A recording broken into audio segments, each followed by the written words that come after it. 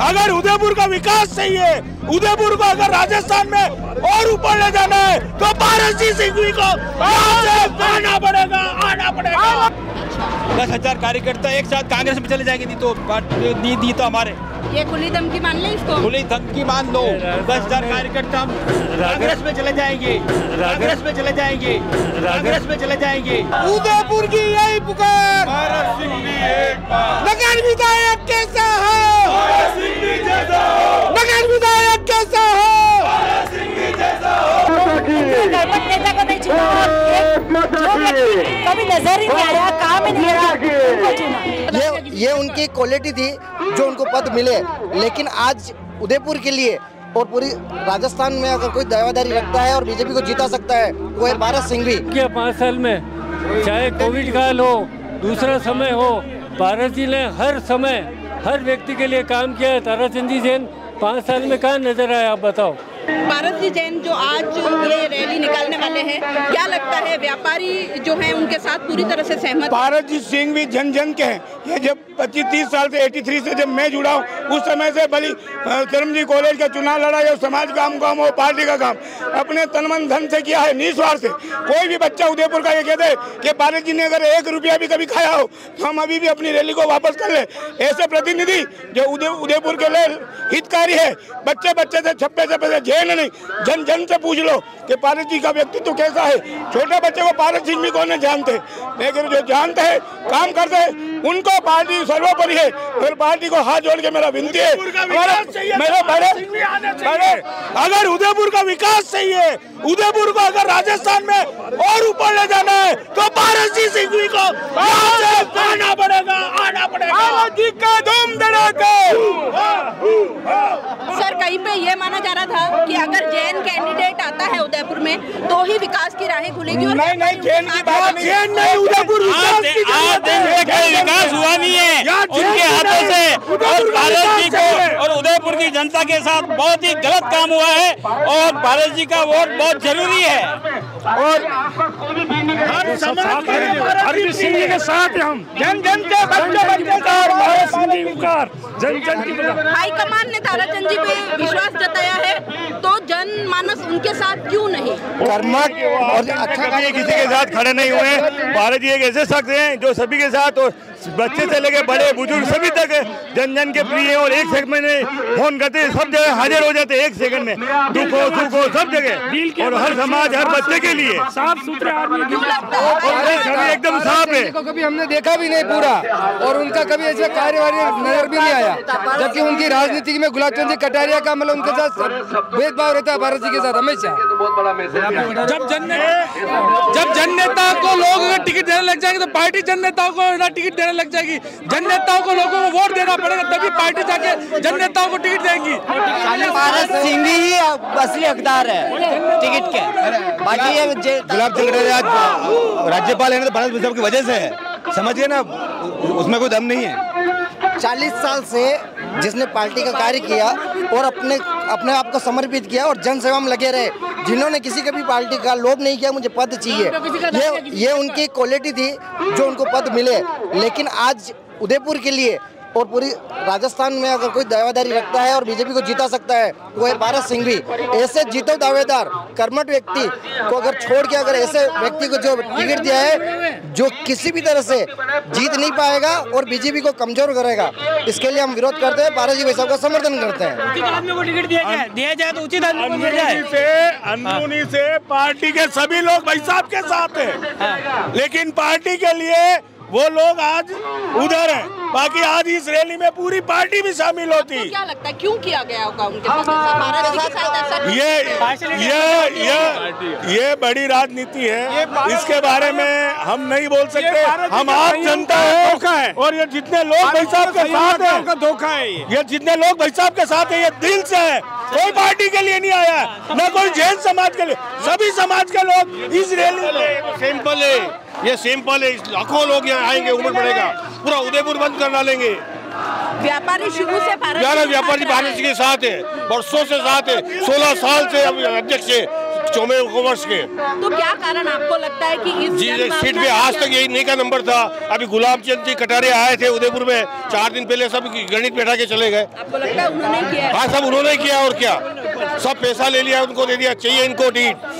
आगे तक दिल्ली तक बात पहुँचा है, दिल्ली तक बात पहुँचा है। ये मोदी जी की अमित शाह के बाद हमारी भावना पहुँचा है, 1 लाख पब्लिक है। और यहाँ अगर बीजेपी और ग्रामीण दोनों सीट हार जाएगी। नहीं तो अच्छा, अगर निर्दलीय खड़े हो गए तो दोनों सीटें चली जाएगी। हम बीजेपी के नहीं हम निर्दलीय, हम चाहते बीजेपी से टिकट मिले। हम सारे कार्यकर्ता बीजेपी के, कोई ऐसा नहीं है, सारे बीजेपी के कट्टर काम बीजेपी के नेता है। जी को इस बार टिकट नहीं मिला, ये रैली उसी के संबंध में है। महिला कार्यकर्ताओं का क्या कहना है? जो डिजर्व करता है उसको मिलना ही चाहिए, और जो उनके साथ हुआ वो बिल्कुल अच्छा है।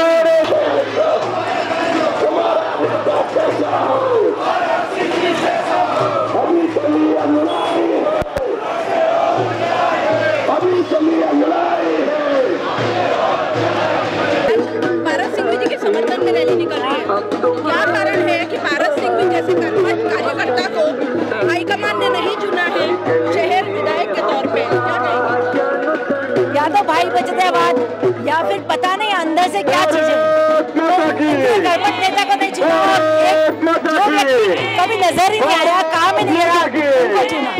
अगर यूनिसेफ को चुना तो भी कोई बात नहीं, पर ऐसे समझ नहीं आता इन लोगों की सोच क्या है। ताराचंद जी मीणा के चलिए आगे ताराचंद जी मीणा क्यों नहीं? क्योंकि वो दिखे ही नहीं, कभी काम करते ही नहीं दिखे, कहीं को हमने देखा ही नहीं उनको, तो इसलिए वो नहीं। ऐसे कोई कार्यकर्ता होता तो स्वागत था उनका, पर वो नहीं। आप क्या कहेंगे मैम? पारस सिंह को टिकट नहीं मिला है और आज ये विरोध में अपन रैली निकाल रहे हैं, उनके समर्थन में आज जो रैली निकल रही है, क्या कहेंगे इस बारे में? ताराचंद जी मीणा। मैं सुमन सोनी बीजेपी महिला मोर्चा से हूँ, लेकिन ये जो टिकट दिया गया वो, क्योंकि बहुत से आधे लोग तो उनको जानते ही नहीं है, 15 साल से वो बीजेपी में नजर भी नहीं आए। और पारस जी जैसा व्यक्ति अपनी बिटिया की शादी होने के बाद कोरोना में भी 6 तारीख को उनके कोरोना में शमशान गए थे और 8 तारीख को उनके बिटिया की शादी थी। और ये आदमी इतना अच्छा आदमी है कि आधी रात में भी इसको बुलाओ तो ये तैयार है। इसलिए हम ऐसा नेता चाहते हैं, इसलिए हम इनके समर्थन में आज इस रैली में सम्मिलित हुए। आज निकाल रहे हैं भाई, कहीं ना कहीं ये माना जा रहा था कि अगर जैन कैंडिडेट आता है तो यहाँ पे जीत सुनिश्चित की जा सकती है। तो जैन कैंडिडेट तो ताराचंद जी भी है ना, तो फिर ऐसा क्या कारण है कि आज ये रैली हम निकाल रहे हैं? पारस जी सिंह ने यहाँ उदयपुर के लिए बहुत काम किया है, जीत जान से मेहनत करी, घर परिवार का ध्यान ना, मतलब इतना नहीं लगा कि जनता पे, संगठन पे इन्होंने ज़्यादा ध्यान दिया, ऐसा है। आप सबके जनधन के चलते भारत सरकार के अध्यक्ष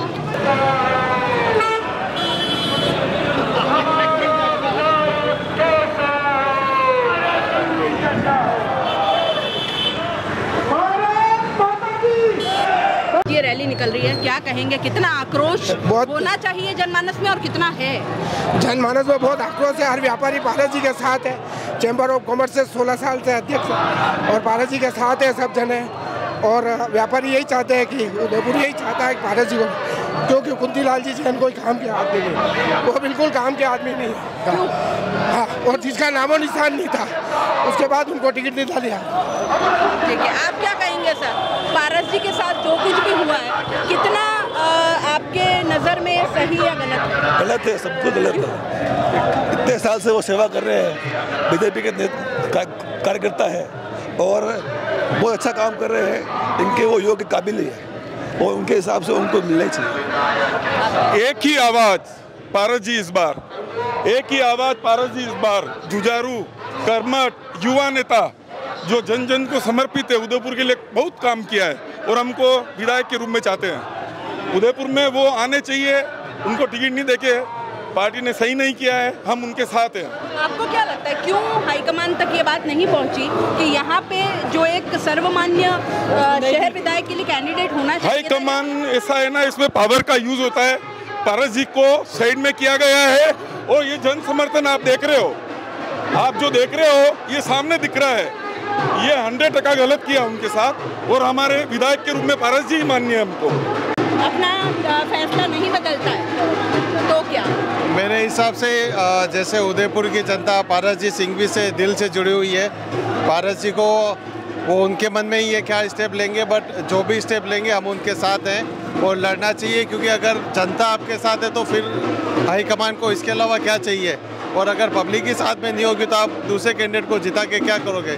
और मेरे हिसाब से मेरा पर्सनल ओपिनियन है कि अगर आप 75+ वाले आदमी को अगर सेलेक्ट करते हो तो आपका लॉन्ग विजन नहीं है, अगले 15-20 साल तक जो शहर की व्यवस्था चला सके, जनता की आवाज़ सुन सके, जो जनता के साथ है उसको टिकट देना चाहिए।